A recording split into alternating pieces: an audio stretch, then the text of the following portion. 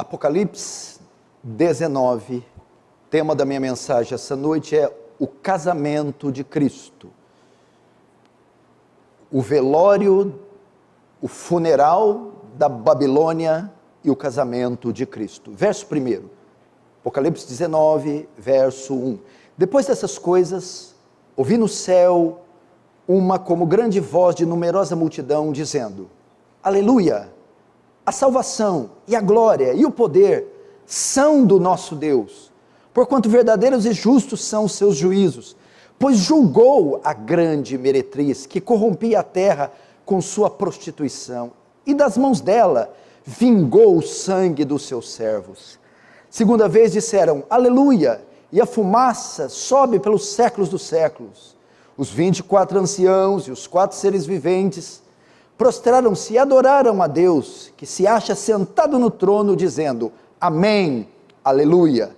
Saiu uma voz do trono exclamando, Dai louvores ao nosso Deus, todos os seus servos, os que temeis, os pequenos e os grandes. Então ouvi como a voz de numerosa multidão, como de muitas águas e como de fortes trovões, dizendo, Aleluia, pois reina o Senhor, nosso Deus, o Todo-Poderoso. Alegremo-nos e exultemo-nos e demos-lhe glória, porque são chegadas as bodas do Cordeiro, cuja esposa a si mesmo já se ataviou, pois lhe foi dado vestir-se de linho finíssimo, resplandecente e puro, porque o linho finíssimo são os atos de justiça dos santos.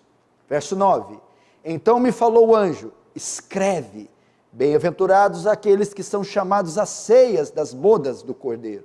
E acrescentou, são estas as verdadeiras palavras de Deus.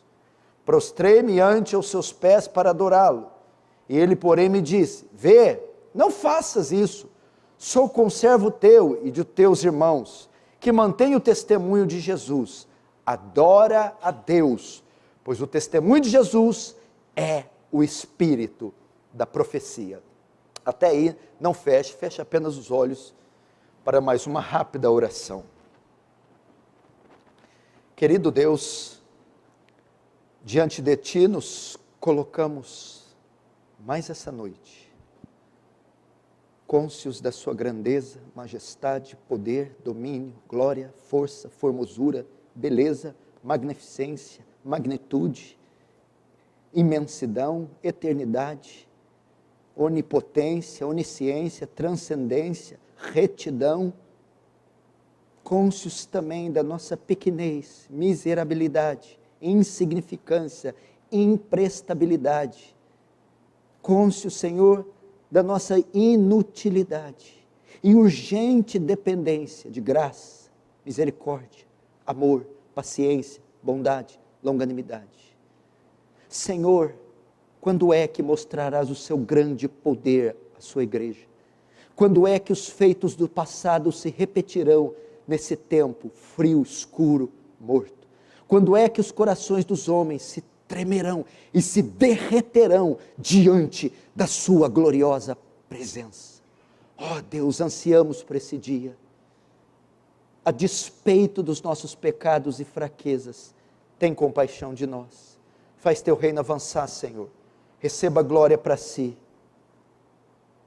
E nos conforma à imagem do seu Filho, em nome de Jesus. Amém. Está ouvindo a microfonia aqui, João? Queridos, vamos então para a palavra de Deus. Voltamos aqui com a série de exposições em Apocalipse. Depois de um intervalo que nós tivemos, nós então retornamos. Hoje é a mensagem de número 24. E o tema da minha mensagem é o funeral da Babilônia e o casamento de Cristo. Nós estamos caminhando para o final do livro de Apocalipse. Você sabe disso. Já exploramos praticamente 6 ciclos, 6 sessões das 7 que o livro está dividido.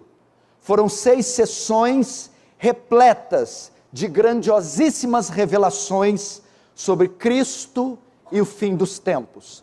O livro de Apocalipse é dividido assim, seus 22 capítulos são divididos em 6 sessões, 6 ciclos, que trazem grandiosíssimas revelações sobre Cristo e o fim dos tempos. Nós estamos na penúltima sessão, e nessa penúltima sessão acontece a queda dos inimigos de Cristo, a queda dos inimigos de Cristo. E o primeiro desses inimigos a cair é a grande Babilônia. No capítulo 17, nós vimos a sua ascensão, nós vimos seu aparecimento, sua glória. Ela se apresenta no capítulo 17 como uma grande prostituta, que sobe debaixo das ordens do dragão, Satanás, corrompe toda a terra, faz com que toda a terra, todos os povos, etnias, se prostituam, se deitem com ela. No capítulo 18, nós assistimos a sua ruína, a sua queda e a sua total e completa destruição. Foi exatamente isso que nós vimos na última mensagem, a queda da grande meretriz, da grande Babilônia. Agora hoje, nós entraremos no capítulo 19. Do que trata o capítulo 19? No que consiste o capítulo 19? Nós vamos fazer apenas metade do capítulo, a primeira metade, dos versos 1 ao 10. E dos versos 1 ao 10, o capítulo trata da celebração celeste. Está acontecendo uma festividade no céu. Um coro com um número jamais visto se junta para celebrar, para cantar, para entoar hinos. É isso que trata o capítulo 19, a celebração celeste, a sua primeira metade. E essa celebração está ocorrendo nos céus, ela ocorre nos céus por 2 razões. O céu está festejando. Primeira razão, pelo funeral da Babilônia. E a segunda razão porque o céu festeja é porque finalmente chegou o casamento do Cordeiro, do Filho de Deus, as bodas do Cordeiro. E essa celebração celeste vem em forma de um coro de várias aleluias, de aleluias até então jamais vistas, não vistas no Novo Testamento. E assim então daremos início à exposição. Vamos ao texto e vamos começar com o funeral da grande meretriz, da Babilônia. Apocalipse 19, verso 1 e 2. Depois dessas coisas ouvi no céu uma, como grande voz de numerosa multidão, dizendo: Aleluia! A salvação e a glória e o poder são do nosso Deus. Porquanto verdadeiros e justos são seus juízos, pois julgou a grande meretriz que corrompia a terra com sua prostituição, e das mãos dela vingou o sangue dos seus servos. Presta atenção, olhe para mim. Depois da queda da Babilônia, no capítulo 18, depois que ela é julgada, condenada, destruída, está em chamas, aqui na terra, João agora no 19 volta sua atenção para os céus. E ele nota que está havendo uma celebração, uma festividade descomunal, sem igual nos céus. E ele ouve um coro de aleluias, que até então ele não tinha ouvido. Quem é que está cantando? Quem é que faz parte desse coro? O verso 1 diz que é numerosa multidão. Alguns historiadores vão dizer que são miríades e miríades e miríades de anjos. São centenas de dezenas de milhares de milhões de anjos.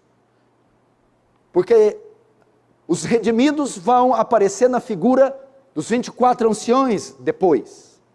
Mas outros estudiosos dizem que são miríades de anjos, mas também são todos os santos de todas as épocas, todos os salvos desde Adão, todos os redimidos, junto com multidões de anjos, eles é quem estão celebrando e são eles quem fazem parte do coro de aleluias. Agora, por que eles estão cantando? O que é que eles estão celebrando? Qual é o motivo da festa? Resposta: um funeral. Eles estão celebrando a morte de alguém. Eles estão em um velório, cantando, festejando. Isso contrasta com os funerais aqui da terra. Porque quando alguém morre, ninguém celebra. É motivo de tristeza. Aqui não. A igreja, os anjos, o céu, nesse funeral está cantando, está celebrando. Mas quem é que morreu? Quem está sendo velado? Um dos maiores inimigos do Cordeiro, um dos maiores inimigos de Deus, e um dos maiores inimigos da noiva da igreja, a grande Babilônia. Ela está morta, ela está sendo velada, e a igreja e o céu está comemorando o seu funeral. Esse coro que João vê, começa celebrando a queda da grande Babilônia. Todos os santos, juntamente com a multidão de anjos, festejam a sua destruição. Finalmente ela está morta. Ela está morta. Ela morreu. No capítulo 18, que narra com detalhes a sua ruína, já havia sido ordenado a celebração da sua queda. Apocalipse 18, verso 20, diz assim: exultai sobre ela, ó céus, e vós santos, apóstolos e profetas, porque Deus contra ela julgou a vossa causa. Um anjo toma a palavra e diz: cantem, festejem, regozijem, jubilem. O quê? A queda, a destruição, a morte, o velório da grande Babilônia, da prostituta, da meretriz.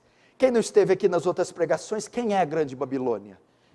É o sistema mundano de prazer e sensualidade, iniquidade, pecado. É a luxúria desse mundo, a sensualidade, a opulência, a ostentação, o mundanismo. Finalmente é derrotado.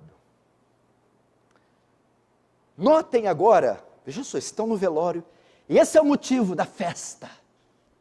Que um dos grandes inimigos de Deus caiu. Um dos grandes inimigos da igreja caiu, morreu, está sendo velado.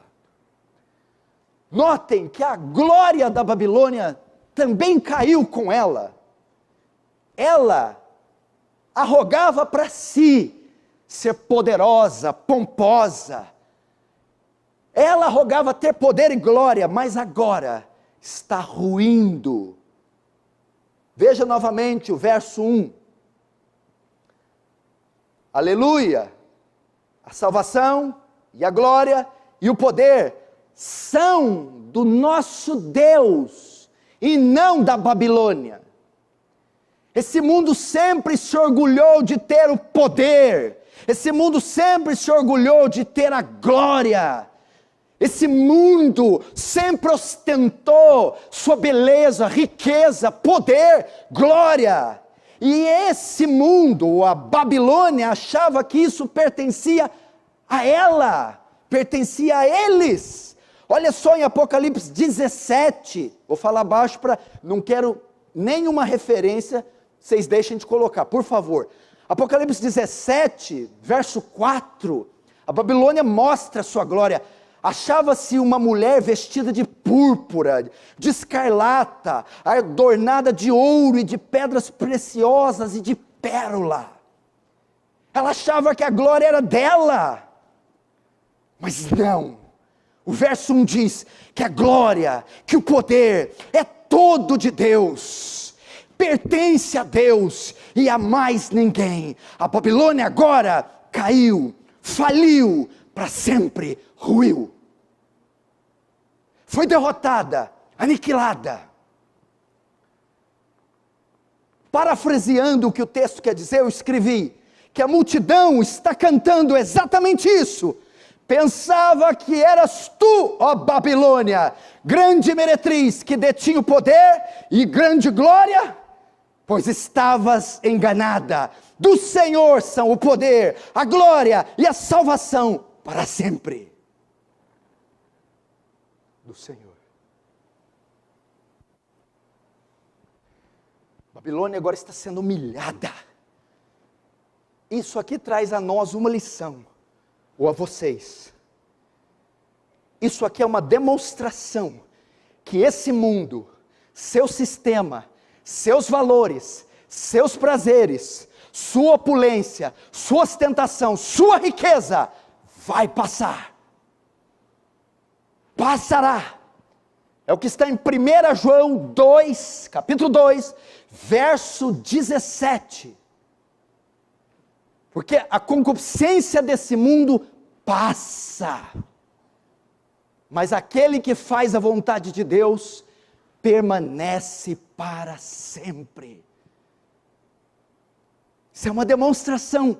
Vocês que me ouvem pela internet, vocês que estão aqui, que estão ainda encantados com a meretriz, com a prostituta, estão enamorados dela, tudo isso vai passar. Músculos rígidos de vocês, jovens garotos, daqui uns anos não serão mais do que pelancas.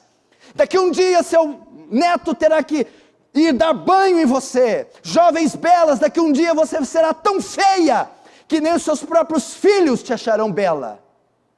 Isso tudo vai passar.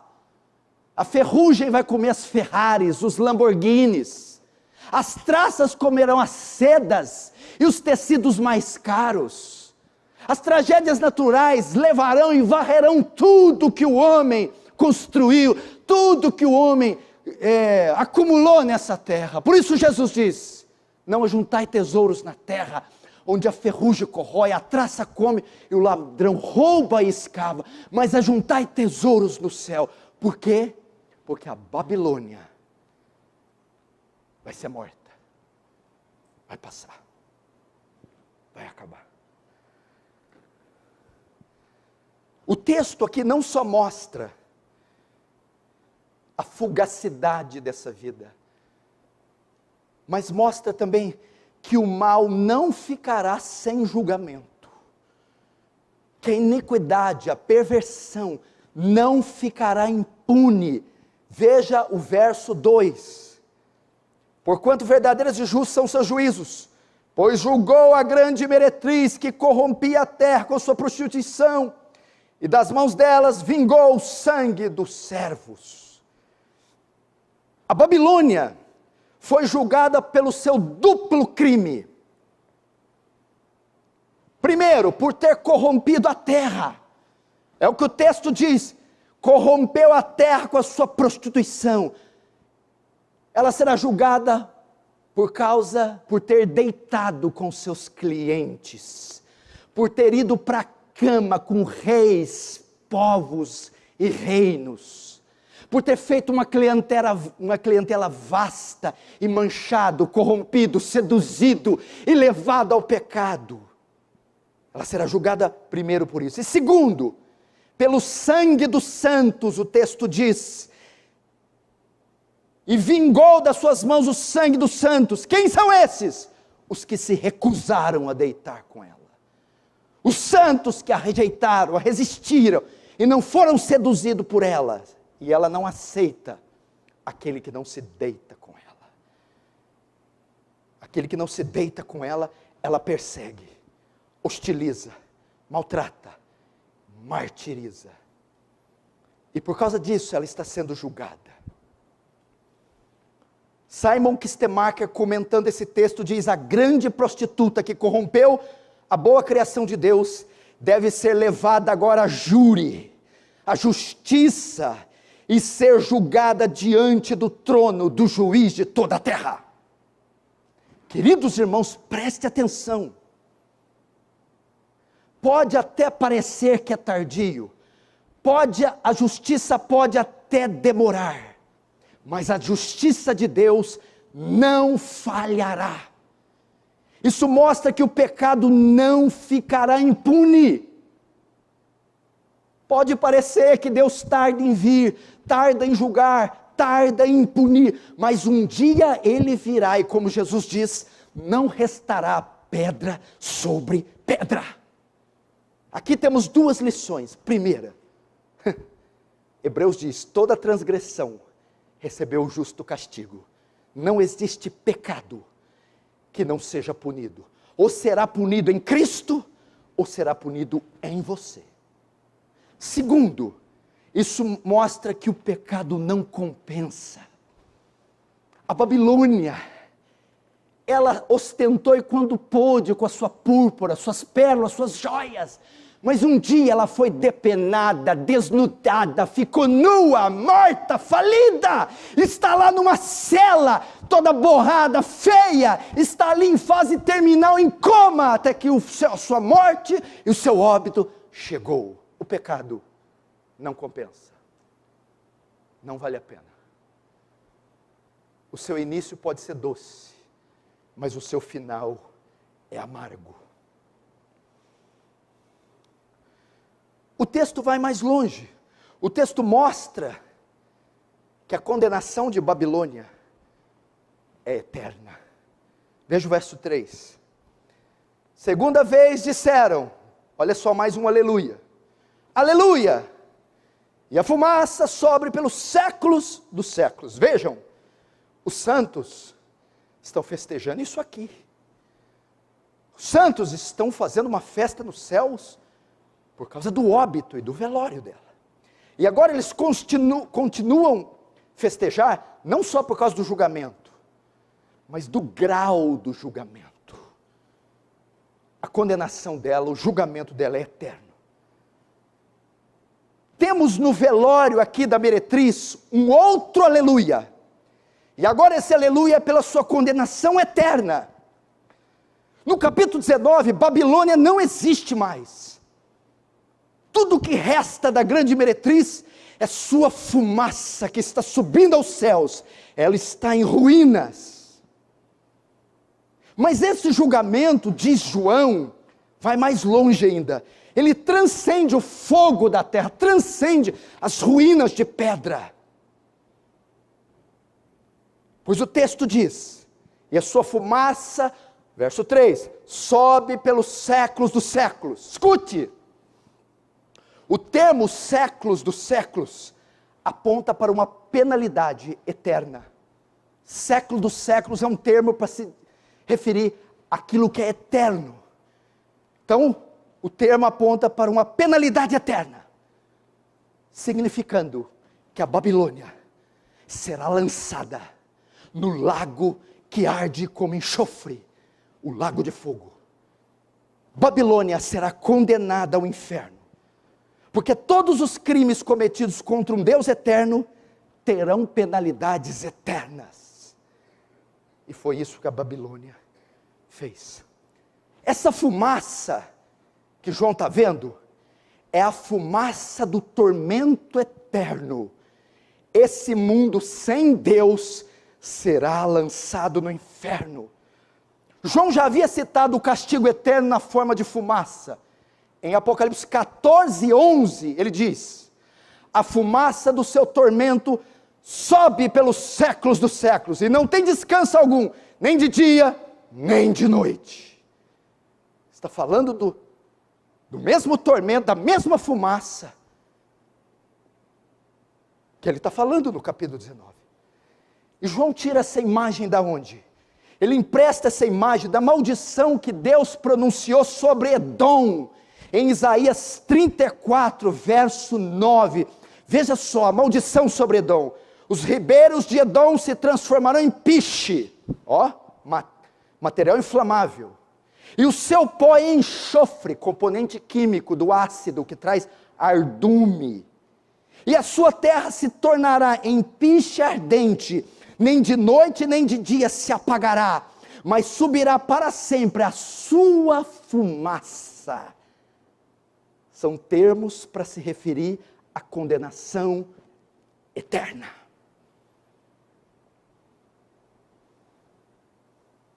Ela será lançada no inferno, e com ela, todos os seus amantes, que deitaram, e continuam se deitando com ela, que se apegaram a ela de tal ponto, que não conseguiram se divorciar dela.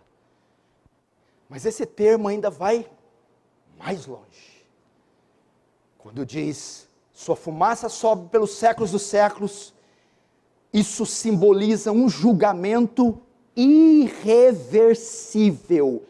É como o julgamento do capítulo 18, verso 1, que a Babilônia terá uma corda amarrada no pescoço com uma pedra de moinho e lançada no mar. É um julgamento irreversível, não há mais corte de apelo aqui, a sentença já está dada, game over. Finish, acabou.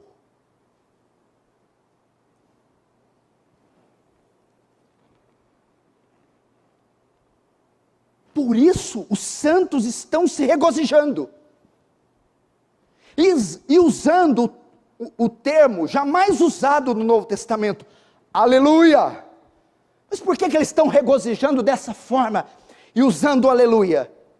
Pois agora, finalmente, suas orações estão sendo respondidas. Que orações? Lá do capítulo 6 que fizemos, lembra? Apocalipse 6, verso 10. Os santos estão dizendo assim, clamaram em grande voz dizendo, até quando, ó soberano Senhor, santo e verdadeiro, não julgas, nem vingas o nosso sangue dos que habitam sobre a terra? Até quando? Não vingas. Agora eles estão festejando, por quê? Foram vingados. O Senhor vingou a sua igreja, porque um dos crimes da meretriz era o martírio dos santos, perseguir os santos, matar os santos, e agora eles estão festejando, porque eles foram vingados, e a grande meretriz foi punida. Por isso estão nesse coro fantástico. Agora nós veremos que a glória pela morte da Babilônia não vai para a igreja, não é da igreja. A glória do julgamento da Babilônia, da morte da meretriz, a glória que fez os remidos do céu cantarem, pertence a Deus. Vamos ver o verso 4. Os 24 anciãos e os 4 seres viventes prostraram e adoraram, e adoraram a Deus, que se acha sentado no trono, dizendo, amém, aleluia. Saiu uma voz do trono, exclamando, dai louvores a nosso Deus, todos seus servos, os que temeis, os pequenos e os grandes.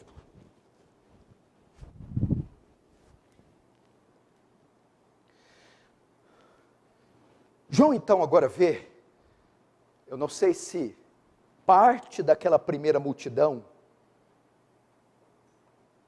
porque quando ele vê a multidão, agora no verso 4 ele vê parte do que estava lá, ou ele vê algo que vai se unir àquela multidão. A primeira era só de miríades de anjos, agora ele vê 24 anciãos e 4 seres viventes, que estão diante do trono, adorando a Deus.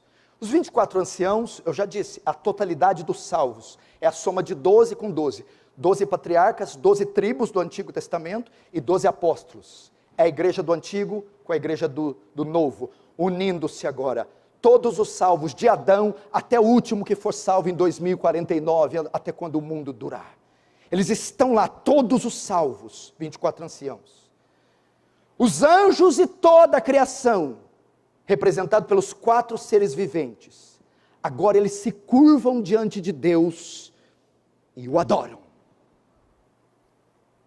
Notem que algo tremendo em Apocalipse, todas as vezes que o trono de Deus é mencionado em Apocalipse, todos os que estão presentes se prostram, Nunca o trono de Deus é apresentado com alguém lá de pé. Eles sempre diante do trono se prostram. Por quê? 2 razões. A primeira é por causa da dignidade de quem está sentado.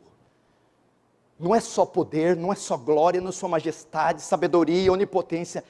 É dignidade. A dignidade daquele que está lá é tão elevada, tão grandiosa, que a indignidade daqueles que estão presentes não permitem eles ficarem de pé. Eles têm que se curvar. Ou se curvam, ou têm as rótulas dos joelhos quebrados. E se curvam. Segundo, porque toda a criação está diante do trono e se curva e adora. Por causa do verso 1. Você lembra que eu citei que a Babilônia arrogava para si poder e glória? E que poder e glória era Deus que tinha. Mas no verso 1 não diz que Deus só tinha poder e glória. Cita um terceiro atributo: salvação, glória e poder. Por que os anjos todos se prostram? Porque quem livrou os 24 anciãos, quem livrou a igreja da Babilônia, quem impediu que a igreja se deitasse com ela, foi Deus. Através do seu filho, a Babilônia não poderia tocar em nenhum daqueles que Cristo redimiu, dos quais Cristo verteu o seu sangue. O que é isso? A salvação.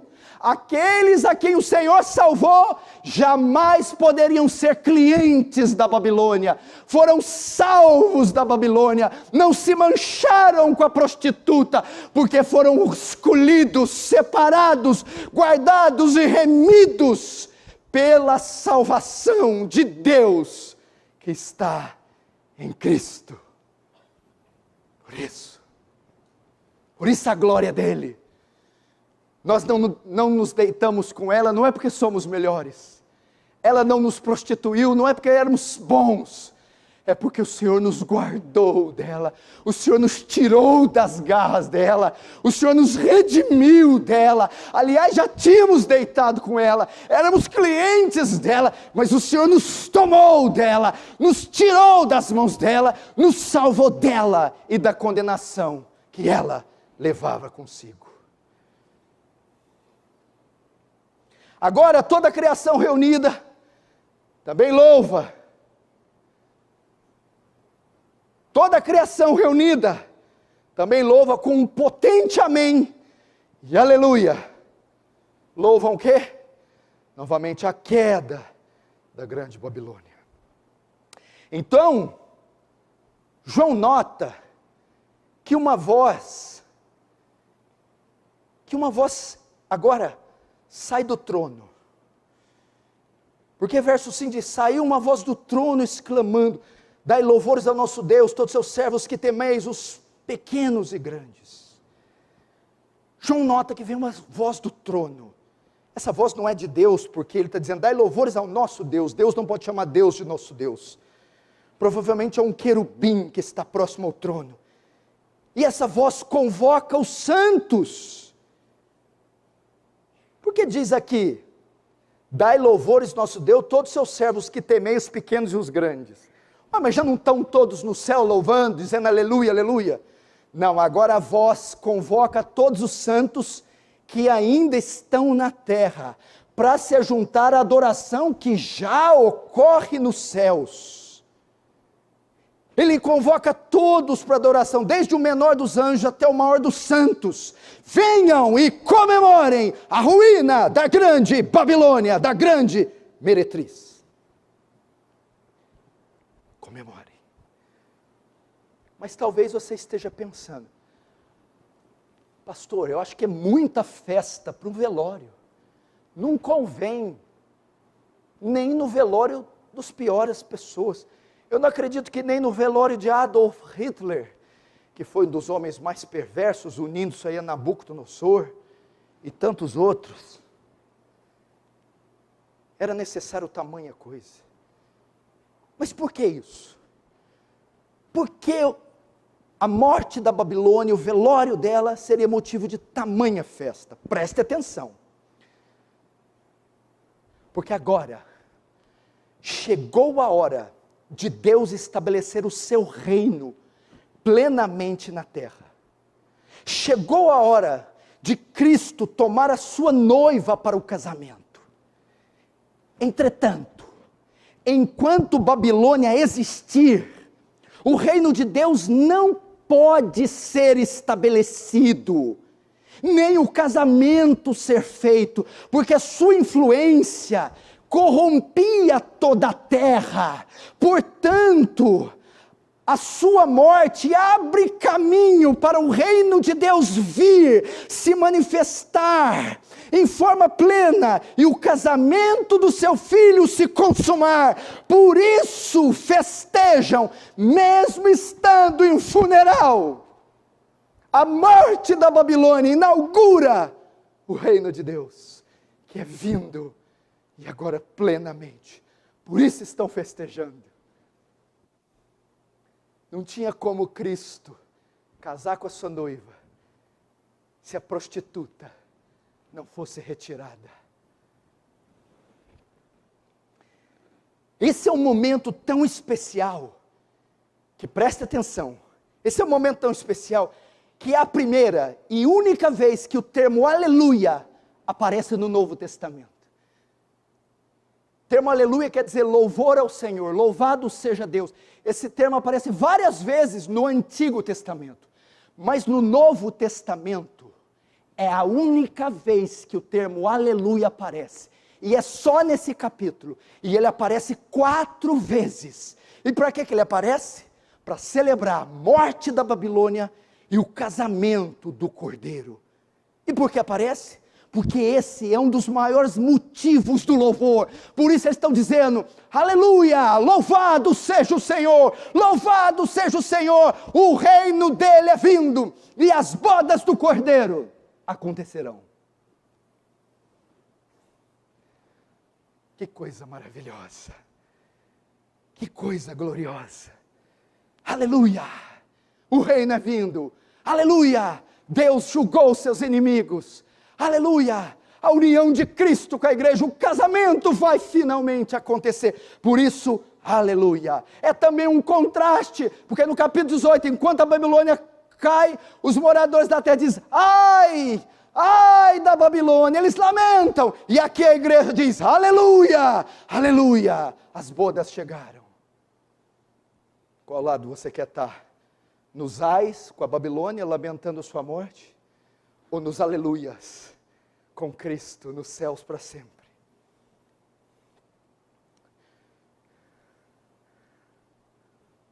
E é isso que veremos agora, o casamento de Cristo, ok? Depois de celebrar o funeral, agora o céu vai celebrar o casamento de Cristo com a igreja. Vimos tanto nesse capítulo como nos capítulos anteriores, a corrupção, a destruição e a ruína da meretriz.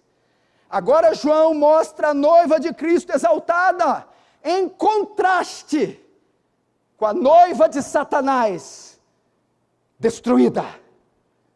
O texto aqui mostra um grande contraste. Existem 2 igrejas e 2 mulheres, enquanto uma está sendo velada, enquanto uma está morta, e terminou a vida sozinha, a outra mulher está viva, é vitoriosa, está prestes a se casar. Uma é a noiva de Satanás, a noiva do diabo, a outra é a noiva de Cristo.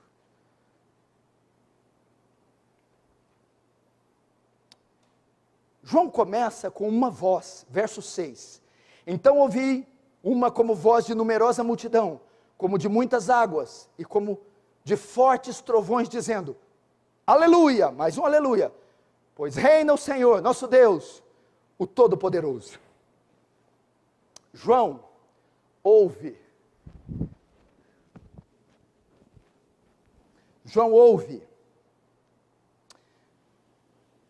ele começa o capítulo 19 ouvindo um coro no céu que está festejando a morte da Babilônia. Agora João ouve mais uma vez esse coro, E esse coro parece anunciar algo grandioso, um fato maravilhoso. E o texto diz que esse canto é tão alto, é tão estrondoso, é tão estrepitoso, que ele compara esse canto à voz de muitas águas, a trovões, de modo que esse canto pode ser ouvido em todo o universo. O que será isso? Agora os céus vão celebrar a chegada do reino de Deus.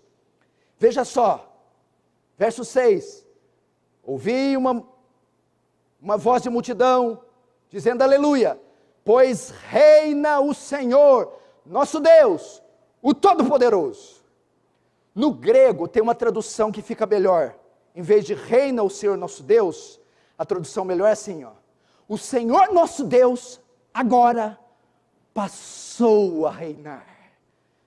Agora que a Babilônia saiu do caminho, o reino de Deus, presta atenção, não foi ainda completamente estabelecido, é o que os teólogos chamam de já e ainda não.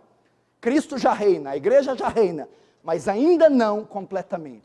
Já reina aqui na terra, mas ainda não nos céus. Cristo tem que voltar primeiro, o diabo ser acorrentado. Entretanto, aqui João está narrando antecipadamente esse acontecimento. Com a queda da Babilônia, o caminho foi aberto para o estabelecimento do reino de Deus, e é isso que João está vendo, e é isso que os céus estão comemorando. Antes que o governo divino reinasse, seus adversários teriam que cair, e a vitória sobre a Babilônia, é o início do governo de Deus, que agora começou a reinar. Agora, após a queda da Babilônia, começou a reinar. Portanto, o texto que diz, reina o Senhor nosso Deus, pode ser dito assim, o Senhor nosso Deus começou finalmente a reinar. Por isso, os céus estão festejando. Por isso, a terra e os céus agora são do Senhor, o seu Cristo. Nós vamos ver isso um dia, irmãos. Um dia todo esse mal vai ser extirpado daqui. Chega de morte, crime, corrupção, mentira. Chega! Tudo isso vai ser tirado, varrido, condenado, julgado. E dará lugar à justiça, à verdade, à vida, à paz e o amor. Este é o reino de Deus. Por isso os céus estão em festa. Os inimigos estão caindo um a um. E o caminho para o reino ser estabelecido, aberto. Agora João vê o outro motivo para celebrar, o casamento do Cordeiro. Primeiro eles estão cantando pelo reino que é chegado, agora o casamento, verso 7, alegremos-nos, exultemos e demos glória, porque são chegadas as bodas do Cordeiro, cuja esposa a si mesmo já ataviou. João vê agora, que aquela mesma voz anuncia,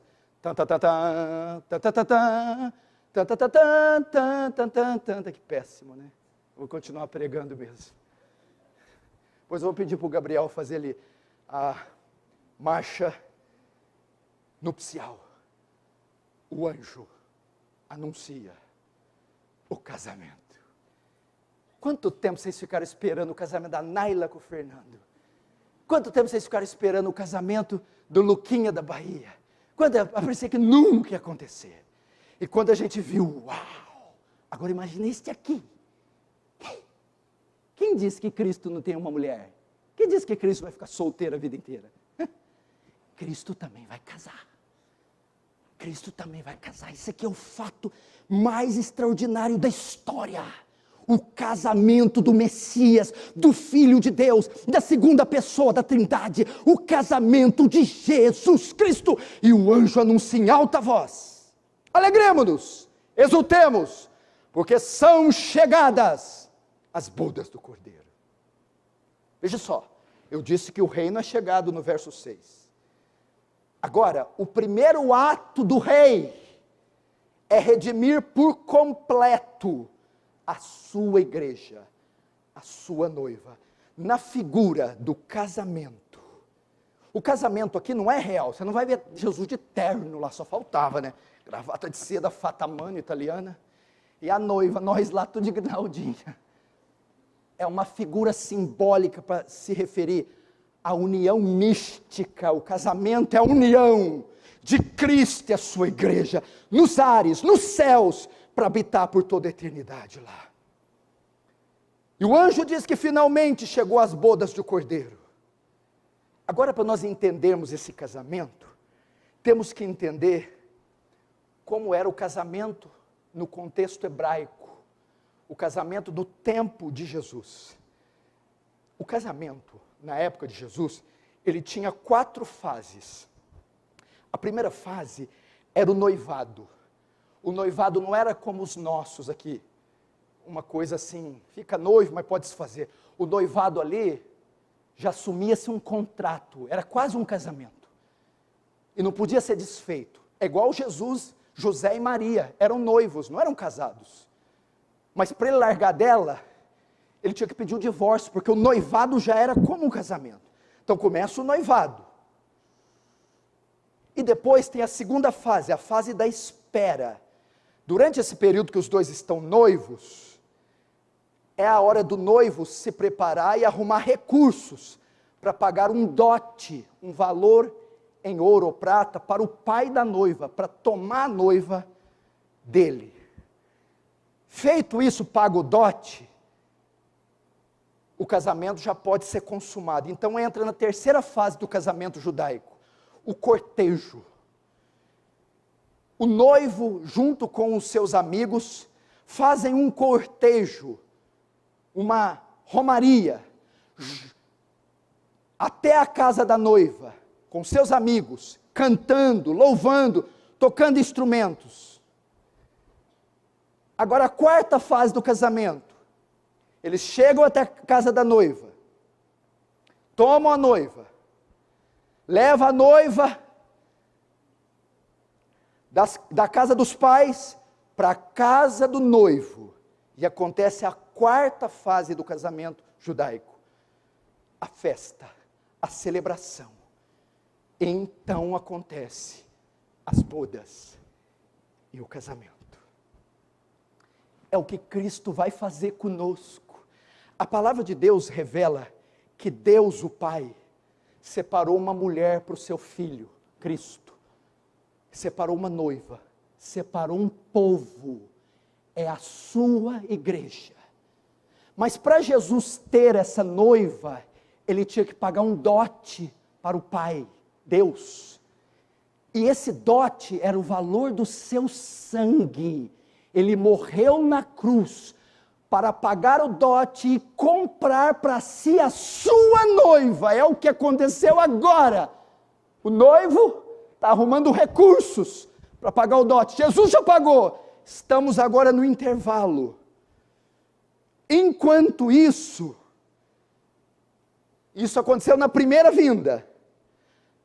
Agora que o dote foi pago, a noiva está se arrumando.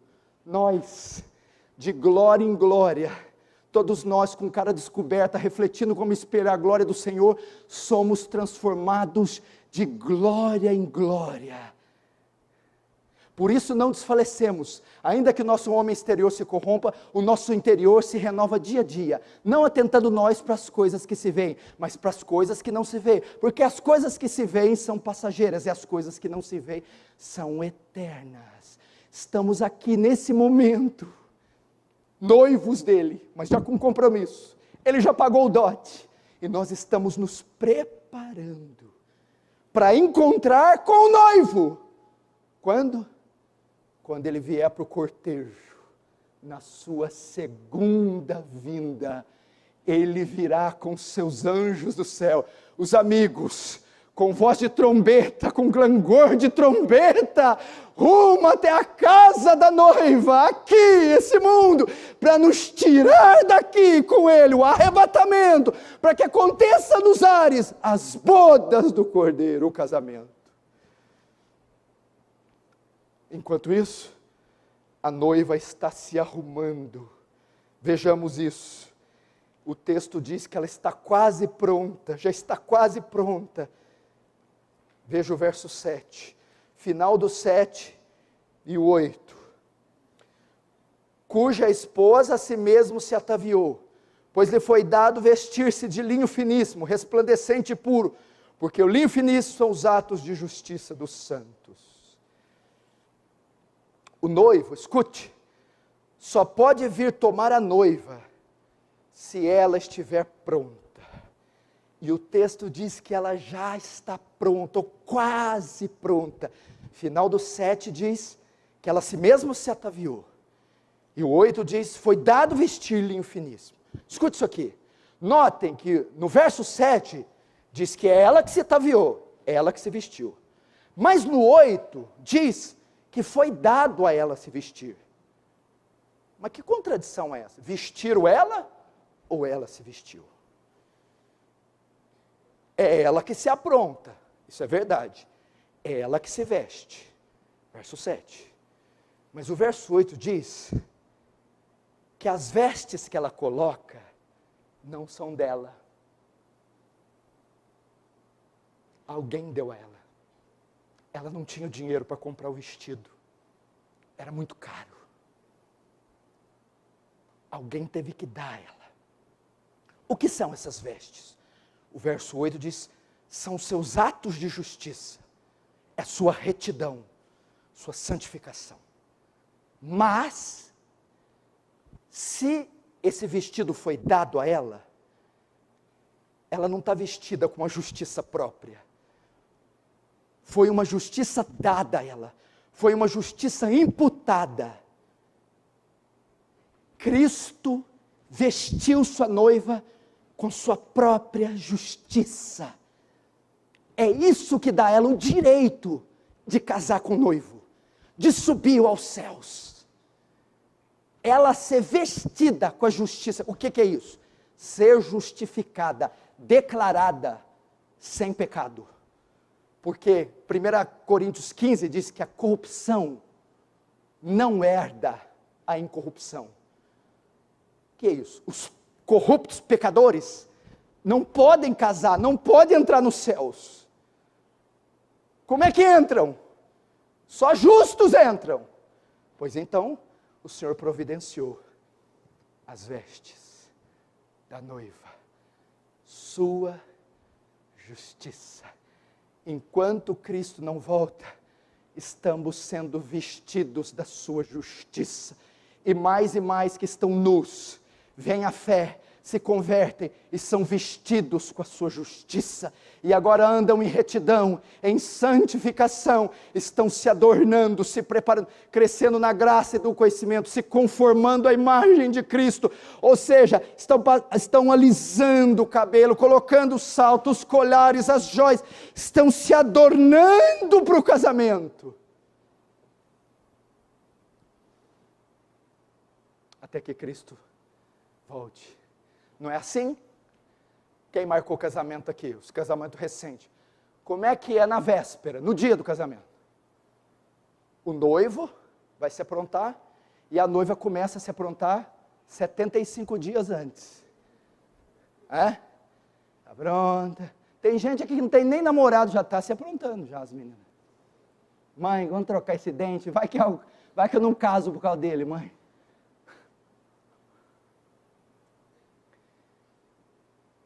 Ela se adorna. Aí o noivo está aqui, de repente ela chega e vai se encontrar com o noivo. Mas esse casamento tem uma diferença, Lucas. No casamento físico, quem prepara a noiva é a mãe dela.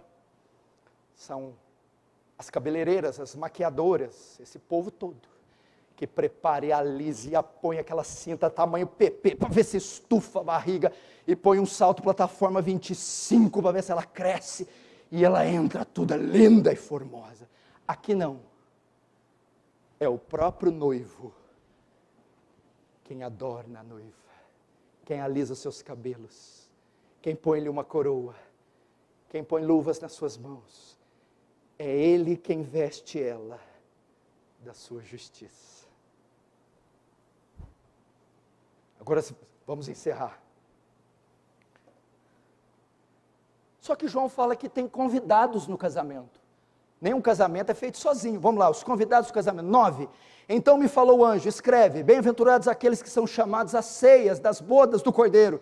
E acrescentou, são estas as verdadeiras palavras de Deus. Notem que tem algo estranho aqui, a Bíblia ela é meio esquisita, tem algo estranho aqui. Ele fala da noiva, e depois dos convidados das bodas. Ué, mas quem são esses? Quem é a noiva e quem são os convidados? Então tem gente que vai casar, e tem gente que só vai assistir, não vai casar? Mas quem não casar vai para o inferno.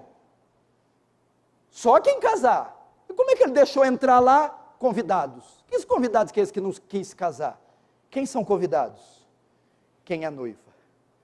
São as mesmas pessoas. Os convidados e a noiva. Só alguém pode ser convidado para as bodas. A noiva. Ela são os convidados. Agora preste atenção, e eu quero quase terminar com isso. O texto diz, então é a mesma pessoa. Bem-aventurados aqueles que são chamados às ceias e às bodas. É o mesmo que, bem-aventurado aquele que se casar, aquele que participar dessa festa. Irmãos, esta é a festa que nós mais temos que desejar participar.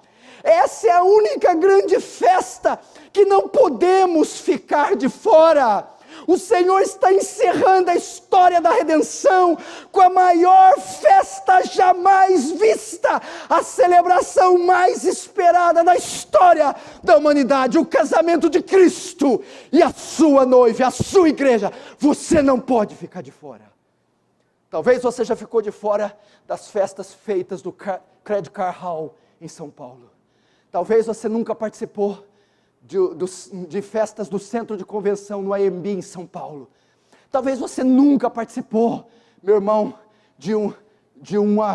ouvir uma orquestra, ouvir uma orquestra sinfônica da BBC de Londres. Talvez você nunca foi convidado para participar de um show no Madison Square Garden. Você nunca esteve na Champs-Élysées, nunca esteve aos pés da Torre Eiffel, mas esse lugar você precisa estar. Essa festa você não pode faltar. As bodas, são as bodas do Cordeiro. É o casamento do qual você mesmo é a noiva.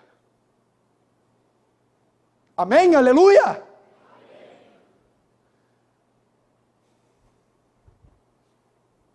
Fim. João, tomado por êxtase e alegria pelas visões, se prostra e adora. Verso 10. Prostrei-me ante os pés para adorá-lo. Ele, porém, me disse, vê, não faça isso. Sou o conservo teu e dos seus irmãos que mantém o testemunho de Jesus. Adora a Deus, pois o testemunho de Jesus é o espírito da profecia. O que acontece aqui? João acaba se ajoelhando diante do anjo, porque o anjo acabara de anunciar as bodas. E João, tão extasiado, se prostra diante do anjo. Mas o anjo repreende João e proíbe ele de adorá-lo. E diz, eu sou conservo teu. O que quer dizer a palavra conservo? É um indivíduo que é servo juntamente com outra pessoa. O anjo dizia, eu sou tão servo como você, João. E depois o anjo diz, quem é que nós temos que verdadeiramente adorar? Adore a Deus, adore a Cristo, pois o testemunho de Jesus é o espírito da profecia. O que é o espírito da profecia? Todo o conteúdo da Bíblia. A Bíblia é a profecia. O espírito da profecia é o quê? A Bíblia é um livro sobre Jesus. Adore a Jesus. E assim, nós encerramos a metade do capítulo 19. Festa nos céus, porque a Babilônia está morta. Ocorre o grande funeral da grande Babilônia. Festa nos céus, porque o casamento do Cordeiro é chegado junto com o reino de Deus. Eu termino dizendo, será que você foi convidado para essa festa? Você é um dos presentes? Você foi convidado? Você estará lá vestido com as vestes nupciais? Aliás, o convite é mais do que um convite para ser espectador. Você mesmo será a noiva do Cordeiro. Esse dia está chegando. Veja as profecias, veja o mundo como está. O Senhor está voltando. Babilônia já vai começar a ser julgada. Os anjos preparando as suas trombetas. Cristo está a retornar. E é isso que vamos ver a semana que vem. A volta de Jesus. Vamos ver Ele com glória voltando, e o capítulo 19 vai dizer, e Ele agora aniquilará não só a meretriz, mas também a besta, o dragão, o falso profeta, o anticristo. Maranata, ora vem Senhor Jesus. Fecha os olhos, curva a cabeça.